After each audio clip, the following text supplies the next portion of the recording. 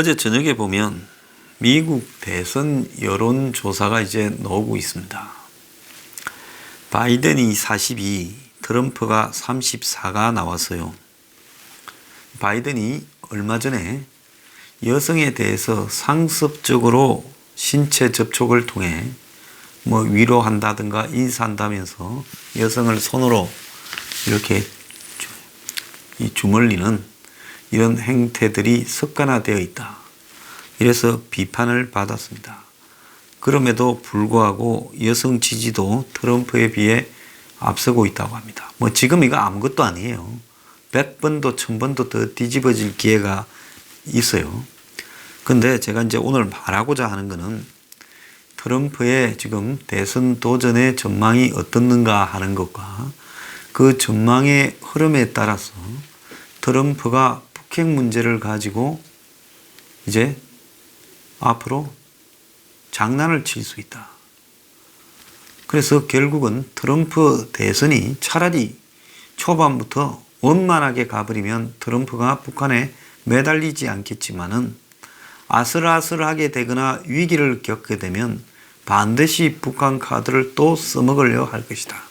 그것 때문에 비핵화 안 하는 줄 알면서도 달고 가고 있다. 창구를 열어놓고 파국을 이렇게 만들지 않고 지금 열어놓고 북을 더 자극하지 않으려고 하고 오히려 한국에서 북한 문제를 가지고 한국을 더 돈을 받아내고 압박하는 요인으로도 사용하고 있습니다. 자, 그래서 우리가 이 트럼프의 대선 전망, 뮬러 특검이 최근에 이렇게 공개되면서 보고서가요. 그 대선 전망이 어떻게 되어 가는가, 그리고 앞으로는 좀 어떻게 될 거고 북한 변수와 어떻게 연관성이 있을 것인가, 이런 걸 좀 알아볼 필요가 있다고 봅니다. 미국의 폴리티코가 지난 19일부터 21일 사흘간 유권자 한 2천여 명을 대상으로 이 조 바이든, 오바마 때 부통령을 지냈죠. 조 바이든과 그리고 이제 이 트럼프 간의 가상 대결을 벌였는데 바이든이 42, 트럼프가 34. 그래서 8% 차가 나타났습니다. 그래서 오차 범위를 좀 앞서는데요. 자, 바이든은 나이가 지금 74세가 되고 또 얼마 전에 여성에 관련되는 성추행 의혹도 등장했습니다만은 지금 트럼프를 일단은 좀 앞서는 이런 결과가 나오고 있습니다. 자, 그런데 뮬러 특검 보고서가 나오면서 트럼프가 위기에서 벗어났다. 이렇게 이제 정리가 됐는데 뮬러 특검 보고서 전문이 그 사이에 이제 까만 줄로 예민한 부분은 한 20% 정도 가리고 이렇게 공개가 됐어요. 인터넷에 볼 수도 있고 이것만을 따로 소책자로 해서 파는데 엄청나게 팔렸다고 합니다. 그런데 전문이 어쨌든 일부는 가려진 채 공개되고 나서 민주당은 워드게이트 사건보다 더 심각하다. 이렇게 공세에 나서고 있고 공화당은 트럼프 잘못은 없다라고 하며 공개 후에 전문 공개 후에 공방이 가열되고 있습니다. 민주당은 탄핵 추진 여부를 논의할 거라 하고 공화당은 러시아에서 정보를 얻는 데 있어서 문제가 없다라고 이야기를 하고 있고 트럼프가 뮬러 특검이 시작되려 하자 정보 수장들에게 반박하도록 요청했다라는 것이 드러나기도 했습니다. 그러니까 트럼프가 이 NSA 국가안전국 또 중앙정보국 CIA 국가정보국 DNI 수장들에게 지금 이런 내용에 대해 반박을 좀 해달라고 했지만은 이 수장들이 이행하지를 않았다고 합니다. 그래서 트럼프가 이 부하들이 이런 걸 이행하지 않아서 살아났지, 부하들이 만약에 트럼프의 요구에 따라서 그걸 이행을 했더라면 트럼프는 지금쯤 탄핵이 진행되고 있을지도 모른다. 이제 이런 이야기까지도 나오고 있습니다. 그래서 특검 보고서가 이제 공개되고 난 이후에 나온 한 조사는 37%, 그래가지고 하루 만에 3%로 올해 최저 지지율을 나타내기도 했습니다. 물론 그 그것보다 많은 높은 지지율, 심지어는 트럼프를 지지하지 않는다 가부가 타의를 이룬 여론조사도 있습니다. 그래서 민주당의 대선 주자들이 엘리자베스 워런을 포함해서 트럼프 탄핵 작업을 하는 것이 맞다고 민주당이 전략적으로 탄핵을 들고 나왔고요. 트럼프는 역공에 나서서 지금 뮬러 특검과 관련해서 불만을 토로하는 그런 트윗을 엊그제 하루 만에 50건을 올렸습니다. 미국 시간으로 23일요.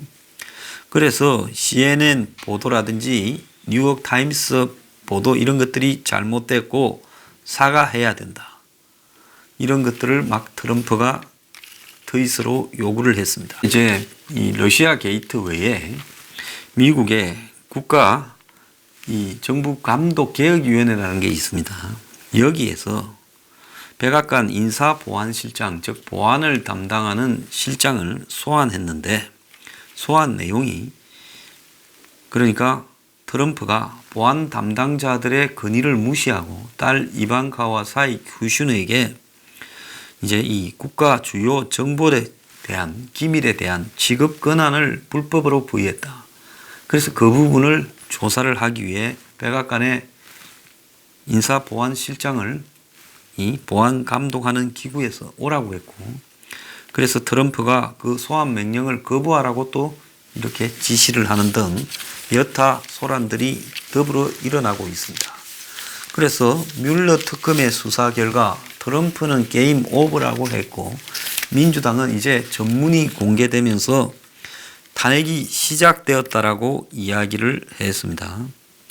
자, 그런데 민주당 지도부는 트럼프 탄핵을 추진하면 이게 사실은 별로 탄력을 받을 분위기는 아닌 반면에 근데 지금 대선을 앞두고 있는데 이걸 주장하지 않고 물러서면 한마디로 적정 분열을 초래하기 때문에 정치 공세를 지속해야 될 필요성도 있습니다. 그래서 여기서 이제 중요한 것은요, 이 탄핵 시도 자체가 대선에 결정적인 타격을 미칠 거라고는 보지 않는데 트럼프가 워낙 일을 하는 방식이 엉망이기 때문에 이 탄핵이 형식적으로 추진되는 과정에서 대통령직을 수행하기에 부적절한 행위를 한 다른 부분이 터져 나왔을 때 저는 특히 사이 쿠슈너와 딸 이방카와 관련된 비리 의혹이나 문제 제기가 터져 나올 가능성이 이 이스라엘 또 뭐 사우디 이런 등과 관련해서 또 중국 등과 관련해서도 매우 가능성이 있다 이렇게 봅니다. 그래서 다른 의혹들이 막 터져 나와서 이런 의혹들과 맞물릴 때 이것이 탄핵 여부를 떠나서 트럼프에게 대선 재선 전에 큰 타격을 입힐 수 있다. 이렇게 보입니다. 현재 뭐 트럼프의 업무 수행에 대한 부정적인 것이 한 10% 정도 대체로 뭐 높다. 이렇게 보이는데요. 이럴 때 트럼프의 재선 가능성은 얼마나 될까? 이게 이제 의문인데요. 대체로 과거 트럼프 수준에서 재선된 사람들이 좀 있었습니다. 클린턴 전 대통령이나 오바마 같은 경우에도 집권 1기에 지지율이 40% 초반대였는데 그럼에도 불구하고 무난히 재선을 했습니다. 그래서 트럼프가 뮬러 특검이라는 어떤 하나의 장애물을 넘은 것은 사실이지만은 어딘지 모르게 후유증이 좀 남아 있죠. 그래서 이 특검 보고서는 이 트럼프가 이런 부분에서 좀 잘못한 혐의 정황은 여러 가지가 나타났는데 법적으로 그것을 딱 떨어지게 처벌하기에는 좀 구성 요건이 되지 못한다라는 식으로 지금 얼버무린 것이 특검 보고서입니다. 그러면서 트럼프가 이 수사 진행을 저지하려고 한 10여 차례 시도를 했다라는 내용까지도 적시되었는데 그런데 보고서에는 이와 관련해서 자신은 법률적 기소와 관련해서 결론은 내리지 않고 그냥 이러하더라라는 식으로 특검 보고서를 내버렸습니다. 그래서 이제 그 특검 보고서에 있는 내용이 정치권으로 넘어와서 민주당이 트럼프를 탄핵해야 된다고 정치적 공세를 착수했는데요. 그런데 이 민주당이 지금 공개된 보고서에는 예민한 내용이 다 까맣게 삭제되어 있어서 법무부가 트럼프를 돕기 위해서 이랬다. 그래서 법무부를 상대로 지금 전문을 가리지 말고 공개하라고 지금 요구를 하고 있습니다. 트럼프가 일단은 법적 책임을 면했고요. 그리고 당분간은 이런 탄핵의 관역에서 약간은 벗어나 있겠지만, 그리고 트럼프 지지자들은 트럼프가 설사 이 뮬러 특검에서 문제가 있다고 해도 별로 움직이지 않을 만큼의 공고한 측면이 있기는 합니다. 분명히요. 그런데 미국에서는 한국과 달리 경제적 상황의 변화가 대선에 결정적인 영향을 오히려 이런 정치적인 논란보다 훨씬 더 미친다는 겁니다. 과거에 보면 지미 카터 대통령이 지금 5.1 위기 이런 부분에서 2차 5.1 위기 때 대선을 맞이하면서 이제 실패했죠. 그리고 또 그 위기의 원인 중에 하나가 이란 혁명이었고, 그리고 거기에 미국의 테헤란 주재 이란 대사관이 점거되어 있었고, 이런 것들이 2차 5.1 쇼크와 연결되고 결국은 이 카터의 정치적인 수명을 끊었습니다. 그뿐만 아니라 아버지 부시의 경우에는 1차 걸프전에서 승리하고 지지율이 90%까지 올라갔는데, 그때는 별로 죽지도 않고 이라크를 쉽게 이렇게 공격을 성공했죠. 그렇지만은 그 뒤에 경제 침체가 닥치고 여기에 적절히 대응하지 못하면서 세금 감면 공약을 반복한 것이 그때 당시 젊은 신인 클린턴한테 걸려가지고 바보야 스투피드 하면서 이스 이카노미, 문제는 경제다라는 그 유명한 단어에 얻어맞으면서 대선에서 질 거라고 생각을 안 했는데 져버리는 일이 나타났습니다. 자, 트럼프의 경우에는 지금까지는 경제가 회복되는 추세가 있어서 유리했는데, 문제는 지금 미국 경제가 내년까지의 과정에서 매우 좋지 않게 될 가능성이 많다라는 겁니다. 그래서 이런 부분들이 일부 언론은 경제가 대선 가도에 유리하다 하는데요. 지금 미국 경제가 급속하게 안 좋아지고 있다.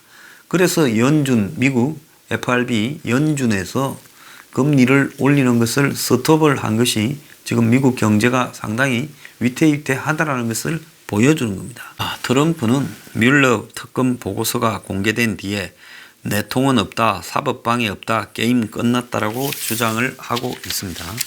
그렇지만은 민주당은 이 문제를 그렇게 쉽게 풀어주려고 하지 않고 집요하게 물고 늘어지다가 나중에는 다른 문제와 연계할 걸로 이렇게 보입니다. 지금 미국의 트럼프 지지율은요, 리얼 클리어 폴리틱이라고 트럼프의 직무 지지도 조사한 내용에 보면 평균입니다. 여러 가지 여론조사가 매일 오고 있는데 전국 단위로 그걸 평균 낸 것이 트럼프를 지지한다 43.4%, 그리고 트럼프를 지지하지 않는다가 52.4%, 그래서 반대가 9%가 더 높습니다.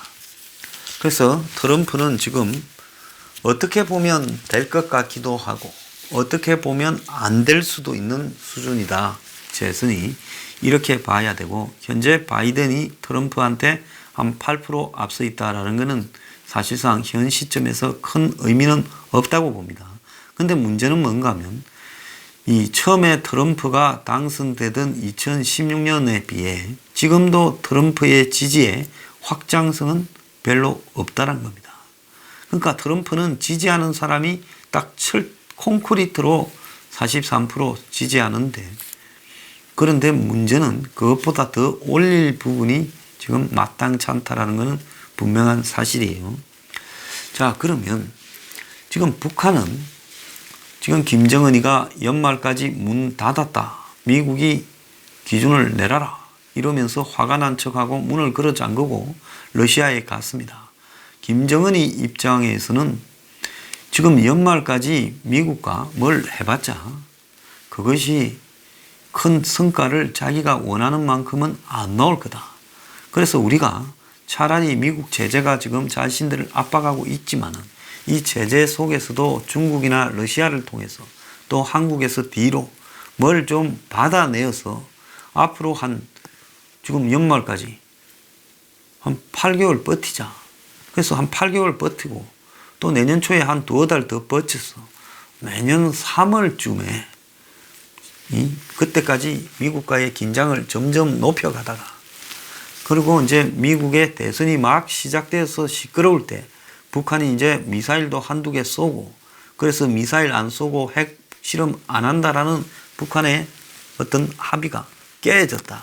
그래서 미국이 지금 다시 폭격기를 갖다가 그리고 항공모함을 잠수함을 보내고 전쟁 나는 거 아니냐라고 극적인 상황을 몰고 갔다가 그러다가 김정은의 극적인 결단인 양 하면서 가짜 핵 리스트를 제출하고 사찰 검증을 받겠다고 함으로써 4월달 한국 총선을 문재인이 이기게 해주고 또 트럼프가 대선에서 이 문제를 극적으로 해결했다 해서 업적을 던져줘서 트럼프를 구워 삶으려고 할 것이다.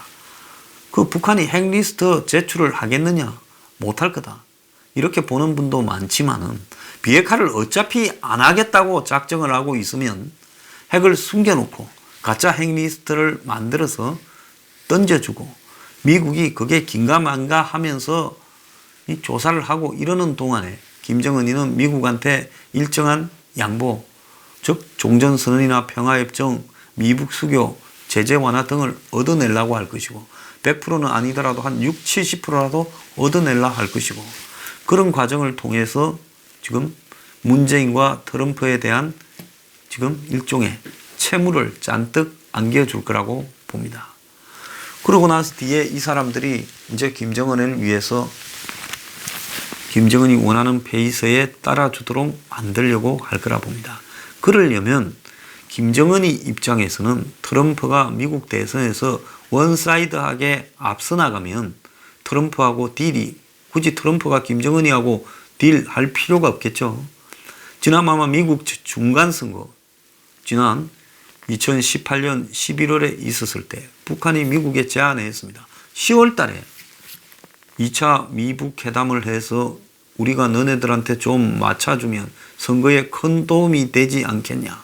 그래서 중간선거 전에 미북 회담을 하자. 이렇게 북한이 꼬리를 쳤지요.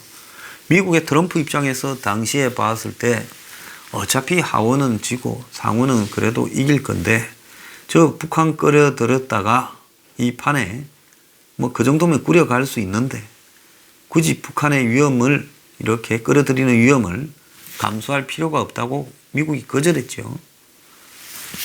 자, 그래서 김정은이는 아마 2월 말에 미북 회담에서 이 트럼프를 잘못 평가하고 나왔다가 트럼프가 거절을 하니까 당황해서 돌아갔지만은 김정은이가 너무 이렇게 기대치를 높여놔서 발생한 문제지 김정은 스스로도 올해 2월달 회담에서 뭔가가 이루어질 거라고는 보지 않았을 거라 봅니다. 제가 여러 차례요.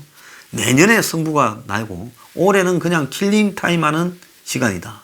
그런데 이번에 안 하고 내년까지 끌고 가기에는 아무것도 안 한 채 끌고 간다면 이건 양쪽이 다 궁색해지기 때문에 결국은 회담을 안 할 수 없어서 하는데 그래서 서로가 너무 패를 잘 알고 있으니까 안 할 수 없어서 하는 회담을 그냥 날려버리는 식으로 결정이 났고 북한은 기대치를 잔뜩 높였다가 의외로 한 방 맞은 듯 실망했지만 원래 북한의 속에는 이번에는 그냥 넘어가는 거다.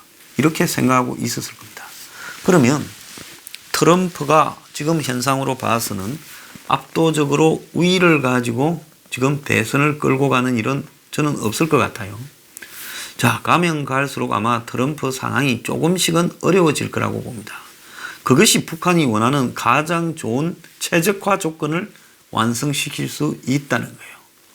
아예 트럼프가 확 벌어져 버리면 미국에도 후보 교체가 나올 수 있을 것이고 공화당에서요 여러 가지 이야기가 나올 수 있을 겁니다.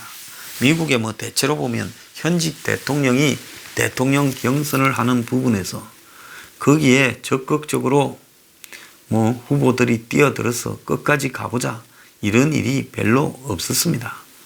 그렇기 때문에 공화당 내부에서 이제 경선이 또 진행되지 않겠습니까?